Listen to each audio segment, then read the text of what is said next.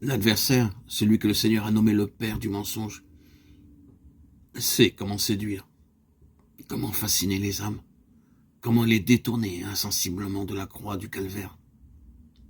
Ses ressources sont innombrables. Il travaille sans relâche pour séparer les rachetés de leur sauveur. À chaque nouvelle étape de la vie chrétienne et du développement spirituel, il est là, avec quelques nouveaux pièges appropriés à chaque état d'âme. Partout où sont nées se sont propagées quelques doctrines d'erreur, quelques déformations de la vérité. Nous retrouvons à leur origine cet oubli du calvaire, sous son double aspect, pardon et sanctification. Comme base essentielle de vie chrétienne, comme centre de vie d'où rayonne tout autre élément de vérité. Aucun élément de vérité ne doit jamais être poussé jusqu'en ses limites extrêmes au détriment des autres, mais rester sous le rayonnement de la croix.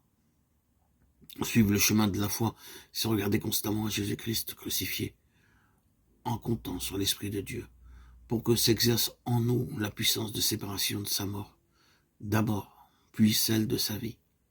Alors seulement Christ sera formé en nous. Et nous pourrons croître jusqu'en la mesure de la stature parfaite de Christ.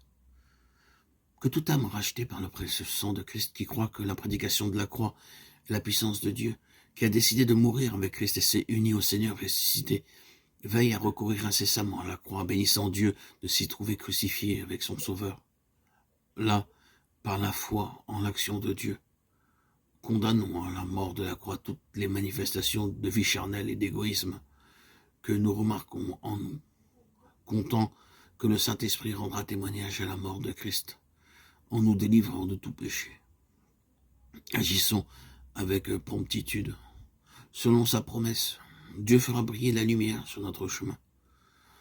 Rejetons impitoyablement ceux qu'il nous montre comme ne venant pas de lui. Alors, en sa sainte présence, à la lumière de sa face, nous ne tarderons pas à découvrir la corruption, là où nous ne voyons autrefois que pureté et beauté. Par la foi en la fidélité de Dieu, vivons dans l'instant présent, comptant que le Saint-Esprit nous communiquera l'Esprit de Jésus. Comptons sur sa force pour l'accomplissement de ce qui se présente à faire dans le chemin du devoir, croyant que c'est Dieu qui opère en nous.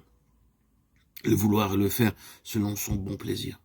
Si en quelque chose nous nous sommes fourvoyés, si nous n'avons pas suivi les pas de Jésus, comptons sur sa puissance et sa bonté pour nous remettre dans le droit chemin. Ne nous abandonnons pas de vains regrets, mais comptant sur son amour, confions-nous parfaitement en lui. Par la foi au Christ ressuscité, marchons avec lui, résistant à toute tentation de regarder en nous-mêmes ou de retomber sur nous d'aucune manière. Que sa parole demeure en nous richement. Ce sont les Écritures qui nous enseignent sa volonté. Disons au Seigneur l'ardent désir de nos cœurs, qui est qu'il nous emploie à son service pour la conversion des âmes qui se servent de nous pour se révéler à ceux qui nous entourent. Et par la foi, demeurons debout.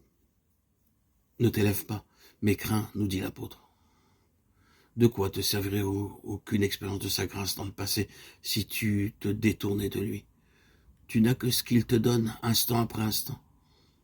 L'ennemi est là, il veille, prêt à te prendre au piège si tu lui en fournis l'occasion. Ta seule sécurité, c'est de rester caché en Christ, qui intercède pour toi devant le trône de Dieu.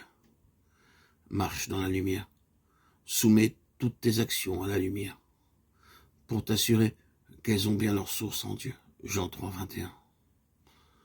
Le sang de Jésus-Christ, son Fils, te purifiera de tout péché, et tu marcheras en une communion bénie avec ton Seigneur.